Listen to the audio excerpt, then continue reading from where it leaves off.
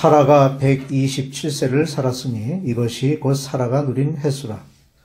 사라가 가나안 땅 헤브론 곧 기럇 아르바에서 죽음에 아브라함이 들어가서 사라를 위하여 슬퍼하며 애통하다가 그 시신 앞에서 일어나 나가서 헷 족속에게 말하여 이르되 나는 당신들 중에 나그네요 거류하는 자이니 당신들 중에서 내게 매장할 소유주를 주어 내가 나의 죽은 자를 내 앞에서 내어다가 장사하게 하시오. 아멘. 노벨 문학상 수상자인 시인 게르하르트 하프트만은 1946년 6월 3일 84세로 별세하였습니다. 죽기 전 그는 심한 폐렴으로 의식이 몽롱한 상태였습니다. 그는 잠시 의식을 회복하고 만족한 얼굴로 나는 아직 내 집에 있는가 라고 말한 뒤 임종했다고 합니다. 그는 자기가 죽음에 직면하고 있다는 것을 의식하고 있었습니다. 어떤 의미로 죽음이란 집에서 영영 쫓겨나는 것입니다. 그러나 이 시인에게는 만족함이 있었습니다. 아직 내 집에 누워있다는 만족함과 시인왕이 독실했던 그는 자신의 집에서는 쫓겨나지만 하나님의 집으로 옮겨가고 있음을 생각하고 있었던 것입니다. 본문은 열국의 어미 사라의 죽음에 대해 기록하고 있습니다. 사라는 약속의 후손인 이삭을 낳은 축복의 여인이었지만 여종 하갈로 인해 커다란 고통을 당하기도 했고 애굽에서는 죽음을 두려워한 나머지 아내가 아닌 누이라는 거짓말을 해야 하는 상황도 있었습니다.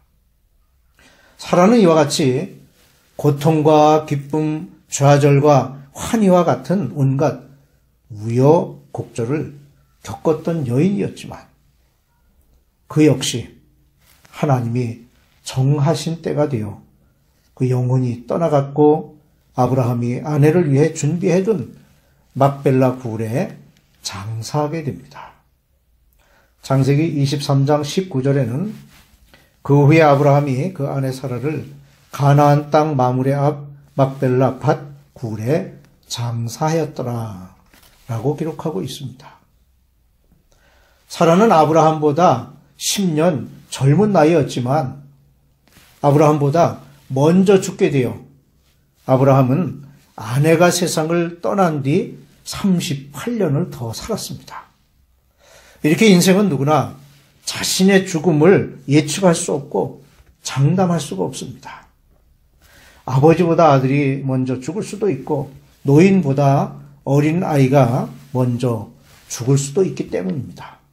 그러므로 우리는 전능하신 하나님 앞에서 허황된 미래를 꿈꾸는 것보다는 오늘의 삶에 충실하며 언제 닥칠지 모르는 죽음을 후회 없이 맞이할 수 있어야 할 것입니다.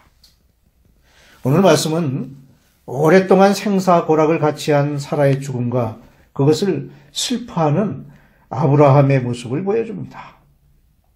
한때는 열국의 어미로서 아브라함과 동거동락했던 이 사라의 죽음은 인간 아브라함에게는 고통스러운 일이 아닐 수 없었습니다.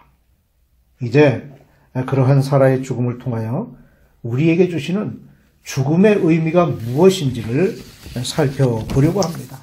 첫째로 사람은 결국 죽기 마련입니다. 인간에게 있어서 죽음처럼 분명한 실존적 문제는 없습니다. 즉, 이 세상에서 부유하게 살던 사람은 그 부유한 생활을 놓치고 싶지 않아서 삶에 대한 애착심을 가지고 있고, 반대로 어렵게 살던 사람 또한 그 어려움을 딛고 좀 더 잘 살아보려고 각자의 삶에 대한 강한 애착심을 가지고 살아가고 있지만, 그러나 그러한 몸부림은 잠시뿐 결국 그 모든 사람은 죽음을 맞게 되며 한 줌의 흙으로 돌아가고 맙니다. 이와 같이 죽음은 인간과 그들의 소유를 갈라놓습니다. 무슨 이야기입니까? 그것은 바로 모든 육적인 것과 인간적인 것이 덧없음을 이야기하는 것입니다. 이처럼 영적인 것이 아닌 육체적이고 인간적인 것들은 언젠가는 쓰러져 버리고 맙니다. 그럼에도 불구하고 사람들은 육신의 부귀영화와 쾌락을 추구하는데 여념이 없으며 영적인 일에는 관심을 갖지 않는 것이 일반적인 삶입니다. 얼마나 안타까운 일인지 모릅니다. 둘째로 죽음은 영원한 삶의 시작입니다. 그리스도를 믿는 사람에게 있어서 죽음은 언제나 새로운 삶의 시작을 의미합니다. 왜냐하면 그것은 예수 그리스도의 부활로 말미암아 그를 믿는 믿음 안에서 영생을 얻었기 때문입니다.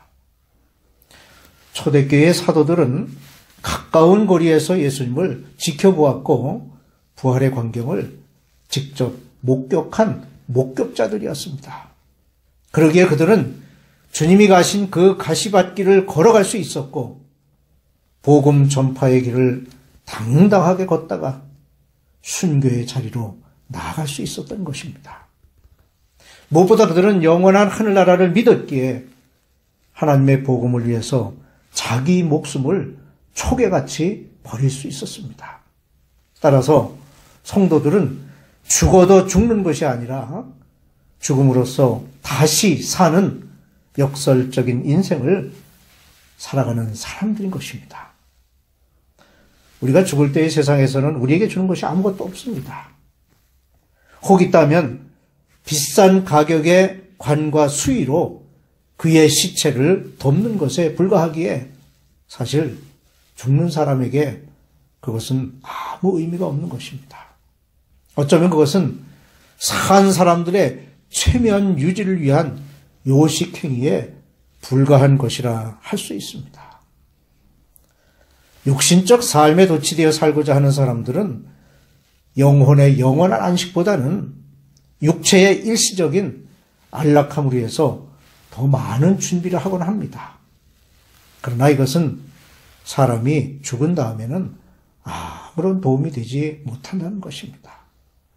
셋째로 소망을 가진 사람은 행복합니다. 요한 웨슬리의 동생이며 찬송가 작가인 찰스 웨슬리는 운명 직전에 이런 기도를 드렸습니다. 하나님이 기뻐하시니 기쁩니다. 만족하다, 만족하다. 얼마나 평화스럽고 행복한 죽음인지. 그는 천국에서 자기를 맞이해 주시는 하나님의 기쁜 낯을 보고 있었던 것입니다. 그의 마음속에는 죽음의 시간을 모든 것이 끝나는 시간으로 생각하지 않았고 새로운 시작으로 믿었던 것입니다. 그러므로 하나님을 믿는 자에게 죽음은 마침표인 피리어드가 아니라 새로운 시작으로 이어지는 이음표인 콤마가 되는 것입니다. 이와 같이 성도의 죽음은 또 다른 생의 시작을 의미합니다. 우리는 죽음으로써 새로운 생명을 얻고 우리보다 앞선 신앙의 선진들을 만날 수 있습니다. 그리고 그들과의 만남은 새로운 세상에서의 새로운 관계의 시작을 의미하는 것입니다. 그곳에는 눈물이 없습니다. 밤이 없고 아픔이 없습니다. 그곳에서의 관계에는 이해타산이 없습니다. 오직 사랑만이 있을 뿐입니다. 사라의 죽음은 아브라함에게 있어서 커다란 슬픔이요 아픔이었음을 알 수 있습니다. 아내 사라가 죽은 후에 아브라함은 후처를 맞이하였고 여러 아들들을 둔 것에서도 그런 마음을 알 수 있습니다. 이와 같이 아브라함의 아내 사라의 죽음을 통해 죽음의 의미를 살펴보았는데 우리가 살펴본 바에 의하면 죽음은 결코 끝이 아니라 새로운 시작을 의미하는 것임을 알 수 있습니다.